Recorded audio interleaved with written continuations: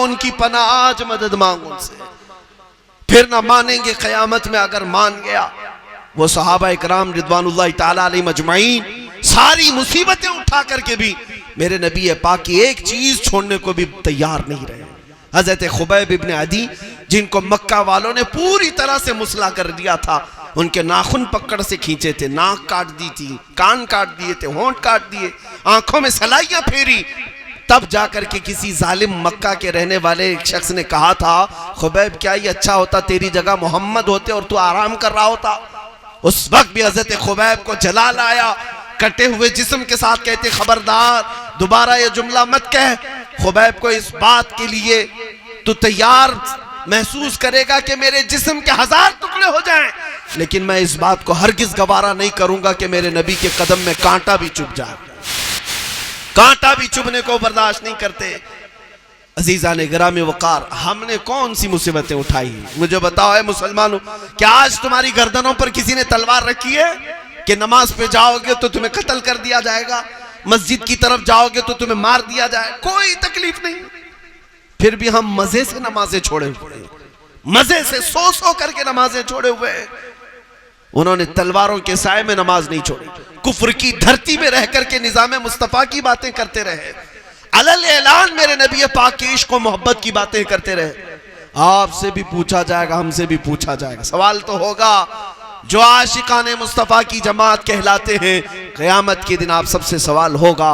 मुझे ये बताओ ऐ नौजवानों, कल अगर आपसे ये सवाल कर दिया जाए कि पूरी जवानी में तूने मेरे मुस्तफा करीम की बारगाह में कितना अदब किया, कितनी वफादारी की, बताओ तुम्हारे पास क्या क्या जवाब है?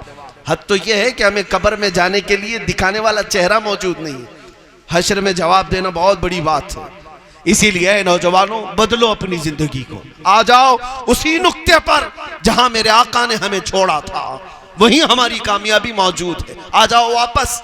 इन उलमा को हकीर समझते हो, इनकी दाढ़ियां, टोपियां, जुब्बे, कुर्ते देख करके लोग ये समझते हैं ये यतीमों की जमात है, ये कमजोरों की जमात है।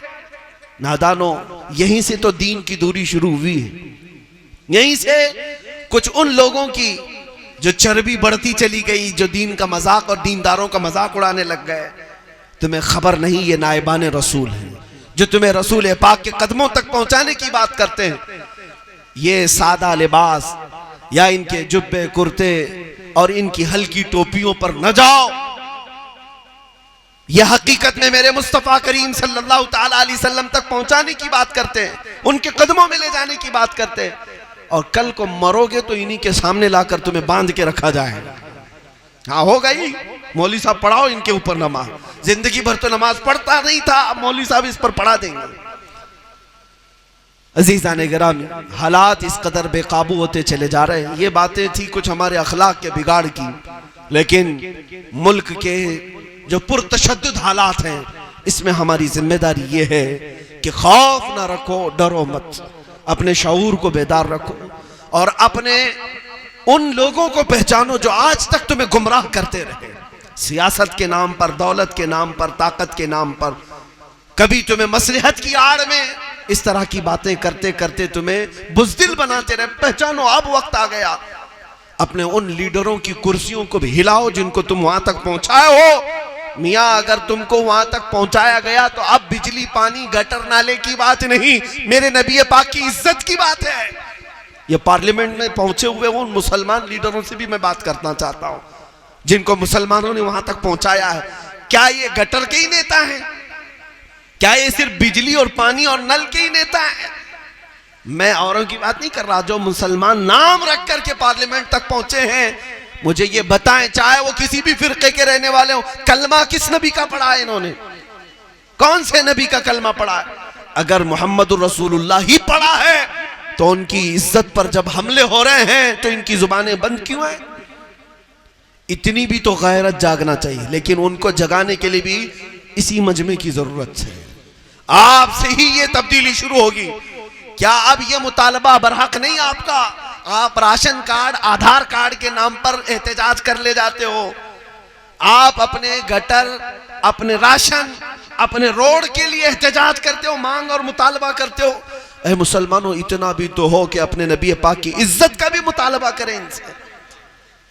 कि यहां पर हम रह रहे हैं आज के नहीं है, और हिंदुस्तान हमें भीख में दिया हुआ मुल्क नहीं है, यह हमारे बाप दादाओं की सरजमीन है, बल्कि हम यहां के पैदाइशी असली वतनी हैं। तो हमारे साथ ये सलूक क्यों किया जा रहा है आज? और ये सहते जाओगे तो ये बढ़ता जाएगा।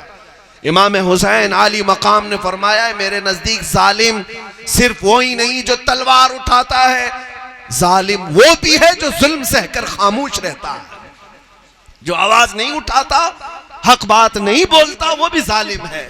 आज बोलने का वक्त है। और इमाम गजाली ने लिखा है कि उम्मत जब रसूलुल्लाह की तौहीन बर्दाश्त करके खामोश हो जाए तो फिर इंतजार करो, इस उम्मत के साथ वो हालात होने वाले हैं कि इनकी माँ और बहनों को रास्ते पर लाकर नीलाम किया जाएगा और ये कुछ भी नहीं कर सकेंगे, इनके बच्चों को मार दिया जाएगा, ये कुछ भी नहीं कर सकेंगे। इसलिए कि जो कौम अपने नबी की इज्जत के लिए नहीं खड़ी हो सकती, फिर वो अपने घरों की भी हिफाजत करने की अहल नहीं हो सकती। इसीलिए मेरे अजीजों, आज की जो सबसे बड़ी तुम्हारी जिम्मेदारी है वह इज्जत रसूल की हिफाजत। सारे मदारिस, सारी खानकाहें, सारे उलमा आज सर जोड़ करके इसी बात पर कौम को बेदार करें। ठीक है, हमारी पीरी मुरीदी चलती रहेगी, हमारे सिलसिले, हमारी खानकाहें सब चलती रहेंगी, अगर हुजूर की इज्जत बाकी रही तो। और अगर हुजूर की इज्जत बाकी नहीं है, खानकाहें खत्म हो जाएंगी, उजाड़ दी जाएंगी, मस्जिदें तमाशाबीन बन जाएंगे, हमारी तमाम दरगाहों के साथ खिलवाड़ होगा। इसलिए कि मेरे अजीजों, जो नबी पाक की इज्जत और हुर्मत पर तुम बेदार नहीं हो सके तो फिर बाद में इनके लिए क्या बेदार होगे? पीराने इस्लाम भी ये बात समझ रहे, अपनी शख्सियत को लोगों के दिलों में ज्यादा डालने की बजाय मेरे मुस्तफा की शख्सियत को डाला जाए, हुजूर पाक की इज्जत की बात की जाए।